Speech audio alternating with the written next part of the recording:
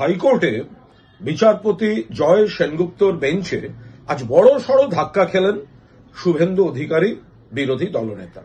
এর আগে জাস্টিস মান্থা যে রক্ষা কবচ দিয়েছিলেন, খুল্লা রক্ষা কবচ, কিছুই করা যাবে না, তো সেটা থামিয়ে দিয়েছেন জয় সেনগুপ্ত। জয় সেনগুপ্ত তিনি বলেছেন এভাবে একটা দীর্ঘকালীন, তার কোনো শেষ নেই, এই রক্ষা কবচ এভাবে হতে পারে না, এটার শেষ হওয়া প্রয়োজন।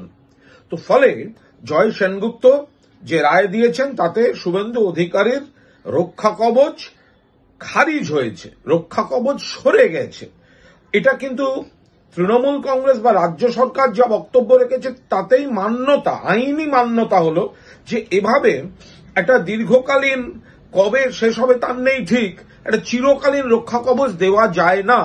যার বলে বলিয়ান হয়ে বিরোধী দলনেতা বহু প্ররোচনামূলক কথা বলেছেন, কুৎসা করেছেন, আপত্তিকর কাজ করেছেন, কিন্তু কিছু করা যায়নি আইনে।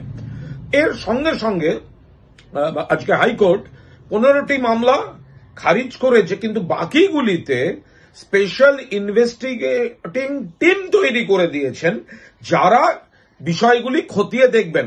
তাহলে মোদ্দা কথা কি দাঁড়ালো, সেটা হলো যে কোনো ব্যক্তি কিছু করলেও এফআইআর করা যাবে না, কোর্টে যেতে হবে, মান্থা সাহেবের কাছে যেতে হবে, রক্ষা কবচ রয়ে গেছে সেটা আজ খারিজ হয়ে গেল, রক্ষা কবচ রইল না।